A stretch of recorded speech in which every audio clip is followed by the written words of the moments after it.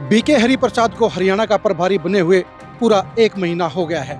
30 दिन में बीके हरिप्रसाद को ये समझ में आ गया है कि ये हरियाणा वो हरियाणा नहीं है जिसे वो 20 साल पहले छोड़कर गए थे।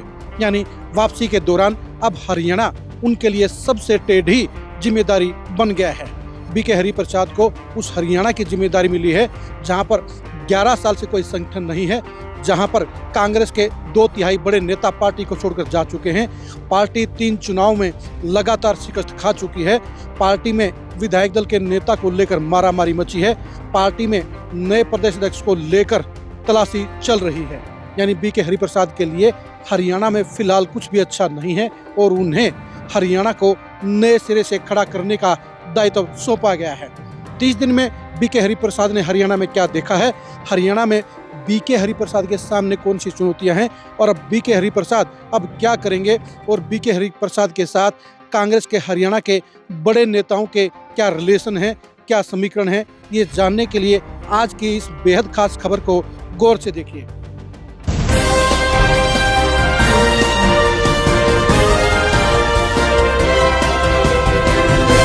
बीके हरिप्रसाद के लिए हरियाणा कोई नया प्रदेश नहीं है। वो पहले भी हरियाणा के प्रभारी रह चुके हैं, लेकिन पिछले समय जब वो हरियाणा के प्रभारी थे उसमें हरियाणा में पार्टी सत्ता में थी, हरियाणा में पार्टी के लिए सब कुछ अच्छा था और बीके हरिप्रसाद उस समय बड़ी आसानी से मौज की जिम्मेदारी निभा गए थे। लेकिन इस बार हालात बिल्कुल पलटे हुए हैं और बीके हरिप्रसाद को उस हरियाणा की जिम्मेदारी दी गई है जो पूरे देश में सबसे ज़्यादा बदहाल है, क्योंकि हरियाणा ही कांग्रेस के लिए एकमात्र ऐसा प्रदेश है जहां पिछले 11 साल से पार्टी का संगठन नहीं है और पार्टी लगातार 3 चुनाव में सत्ता गंवाने का काम कर चुकी है। पार्टी पिछले 4 चुनाव से बहुमत हासिल नहीं कर पाई है और 3 चुनाव में पार्टी बीजेपी के हाथों मात खा चुकी है। ऐसे में बीके हरिप्रसाद के लिए 3 सबसे ज़्यादा बड़ी चुनौतियाँ जो सामने खड़ी हैं। पहला है संगठन की बहाली।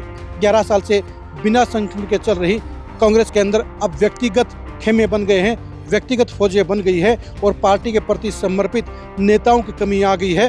पार्टी के समर्पित नेता खुड्डे लाइन कर दिए गए हैं, घर बैठा दिए गए हैं और नेता मजबूत हो गए हैं।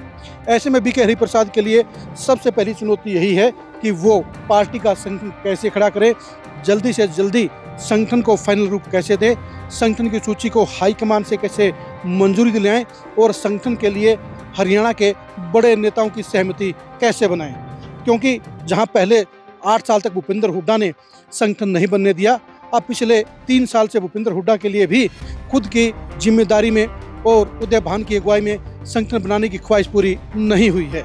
यानी जहां एक तरफ भूपेंद्र हुड्डा की अपनी चौपड़ है, वहीं कुमारी शैलजा और रणदीप सुरजेवाला भी अपने रसूख को बरकरार रखने के लिए अपने स्टैंड पर कायम हैं। उनके बीच में कहीं न कहीं कैप्टन अजय यादव और वीरेंद्र सिंह भी अपनी अहमियत बनाने की कोशिश कर रहे हैं। ऐसे में बीके हरिप्रसाद के लिए सबसे बड़ी समस्या यही है कि हरियाणा का एक भी बड़ा नेता उन्हें सहयोग नहीं कर रहा है।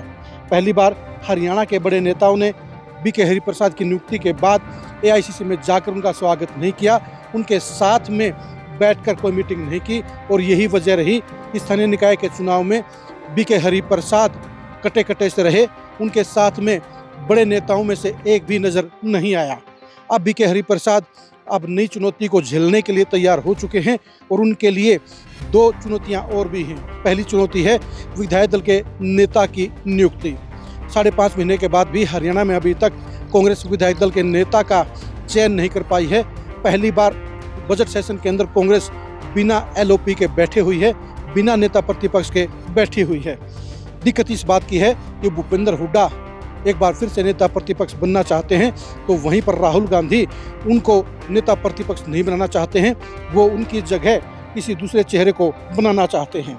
लेकिन भूपेंद्र हुड्डा की प्रेशर पॉलिटिक्स के चलते कोई दूसरा चेहरा अब तक फाइनल नहीं हो पाया है और ऐसे में बीके हरिप्रसाद के लिए सबसे बड़ी चुनौती यही है कि वो विधायक दल के नेता का सिलेक्शन कैसे करवाएं, किसे विधायक दल का नेता बनाएं और ऐसे में भूपेंद्र हुड्डा को कैसे सेटल करें, कैसे शांत करें और हाईकमान और भूपेंद्र हुड्डा के बीच में किस तरह से संतुलन कायम करें। ये ऐसा मुद्दा है जिसके ऊपर बीके हरिप्रसाद को पसीना पसीना होना पड़ेगा। उन्हें इस सबसे टेढ़े सवाल को हल करने के लिए भारी मशक्कत भी करनी पड़ेगी। तीसरी खास जिम्मेदारी रहेगी नए प्रदेश अध्यक्ष की नियुक्ति। उदय भान को लेकर कांग्रेस हाईकमान साफ तौर पर महसूस कर चुका है कि उनके पास इस दायित्व को निभाने के लिए जरूरी क्षमता नहीं है, उनके अंदर काबिलियत भी नहीं है, उनके पास जनाधार भी नहीं है और इसलिए प्रदेश को लेकर साफ तौर पर यह फैसला हो चुका है कि उदय भान को हटाकर किसी दूसरे चेहरे को प्रदेशाध्यक्ष बनाया जाए। अब बीके हरिप्रसाद के लिए नए प्रदेश का सिलेक्शन भी एक बड़ी जिम्मेदारी है, एक बड़ी चुनौती है, क्योंकि इस पद को लेकर भी कांग्रेस के दोनों ही खेमों के बीच में खिंचातानी चल रही है। दोनों ही खेमे अपना प्रदेश अध्यक्ष बनाना चाहते हैं और ऐसे में बीके हरिप्रसाद के लिए बीच का रास्ता निकालते हुए पार्टी के समर्पित नेता की तलाश करना और असरदार नेता को प्रदेश अध्यक्ष बनाना एक बहुत जरूरी हो गया है। पिछले प्रभारियों की तरह अब बीके हरिप्रसाद भी सवालों के घेरे में खड़े हो गए हैं, क्योंकि अगर वो लेफ्ट जाएंगे तो राइट वाले नेता उनके ऊपर सवालिया निशान खड़ा करेंगे, अगर वो राइट जाएंगे तो लेफ्ट वाले नेता उनके ऊपर हाईकमान के पास कान भरने का काम करेंगे, यानी उन्हें सहयोग कोई भी नेता नहीं दे रहा है। ऐसे में बीके हरिप्रसाद को अपने बलबूते पर ही फीडबैक लेकर हरियाणा में 20 साल से चल रही इस शिकस्त के दौर को खत्म करना होगा, पार्टी के संगठन को खड़ा करना होगा और विधायक दल के नेता और प्रदेश अध्यक्ष की नियुक्ति जल्दी करनी होगी। बीके हरिप्रसाद भी जानते हैं कि हरियाणा का मसला, हरियाणा की बीमारी बेहद मुश्किल है, इसका इलाज आसान नहीं है, क्योंकि हरियाणा के बड़े नेताओं के अंदर बड़ी मारामारी चल रही है, इनके आपस के रिश्ते बेहद खराब हैं और देसी भाषा में कह सकते हैं कि इनके सींग आपस में फंसे हुए हैं। ऐसे में बीके हरिप्रसाद के लिए इन तीनों ही मुद्दों को ऊपर अपने आप को सफाई से, अपने आप को जिम्मेदारी के साथ, अपने आप को बिना किसी भेदभाव के और बिना किसी पक्षपात के पूरा करना आसान नहीं होगा। यानी बीके हरिप्रसाद हरियाणा के उस दंगल में फंस गए हैं, उस महाभारत में फंस गए हैं, जहां पार्टी के नेता ही उनकी घेराबंदी कर रहे हैं, पार्टी के नेता ही उनके लिए समस्याएं खड़ी कर रहे हैं और पार्टी के गर्दिश के दौर को ख़त्म करने की पूरी जिम्मेदारी अब प्रभारी के तौर पर बीके हरिप्रसाद के पास में आ गई है।